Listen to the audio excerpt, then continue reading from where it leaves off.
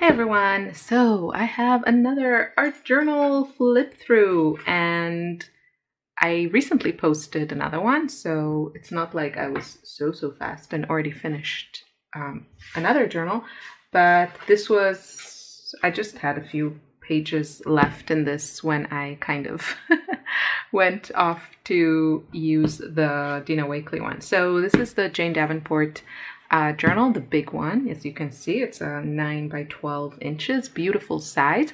It's a watercolor journal. It has this white canvas cover. I wish she would make the large journals with her printed covers like she has for the small ones, but she hasn't. And maybe I'll paint this. I have painted my other two, so this is the third one that I've finished. And that's it. That's the last one. I don't have another one. Don't know what I'll do. So anyway, let's just start. But this journal, I'm not as in love with it as I am with my Dina Wakley ones. Some of it was done at a time where I just needed to do something to get back into the creative groove. I think it's enough talk, so let's just start. So a few things here I did like really as final touches, and that was one of them. I used these huge sheets that look like this. So that's one of the scraps, but these huge collage sheets that Jane Davenport has, and I just glued this down. Yeah, super easy, just cover it up and it looks great, of course. So as I said, there are some crazy faces here. Let's just flip through this. This has a lot of the mermaid markers here and also her pens. Where do I have those? Like her glittery pens. I don't know where I put my, ooh, these ones, yeah. These.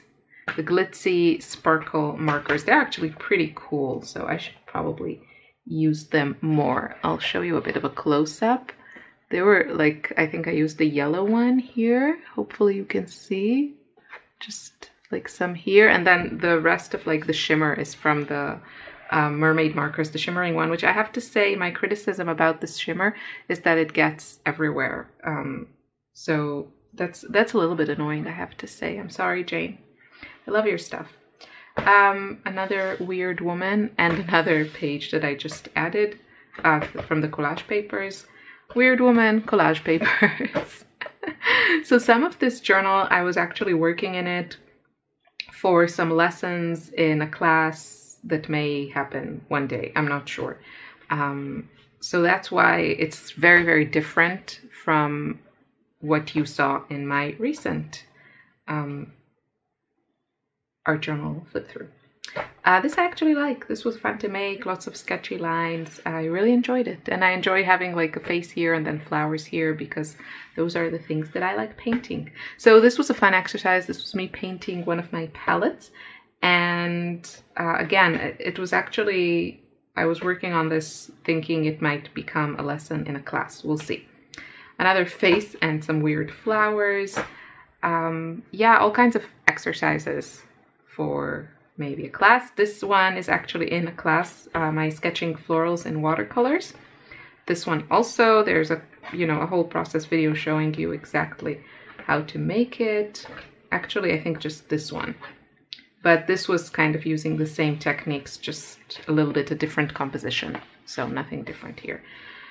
Yeah, just testing out some colors. This was, it kind of went into the overworked place, I feel, but this looks kind of fun. I was playing around with, I made these foam stamps, and this is how I use them. It was actually really easy to make. I have a video of that on Patreon. This was some rainbow practice, maybe again a lesson in a future class. Just playing around. This I really had fun making. It's a bunny. This, I think I might offer this as a free lesson. I think so, because it was really fun to make. So basically, as you can see, it's a drawing of this palette here, and then this one is of the other palette, which looks a little bit different now on the inside. But there it is. And I actually really like, I just went around to get the proportions right. So this was really fun to make, and I think it will be a fun video. Some more playtime, practicing. Here I was looking actually at some of my gouache paints and comparing them to my watercolors. So I don't know. This one I made with these handmade Etsy paints that I got from a seller on Etsy. If I'll remember, I will link her below. I think her name is Rachelbeth, but I'm not sure. And yeah, it was really fun to, you can see it's a bit of a different color scheme, and this is gorgeous. She has, I moved some of these colors to a new palette. So for example, this one is the copper. Look at that. Gorgeous.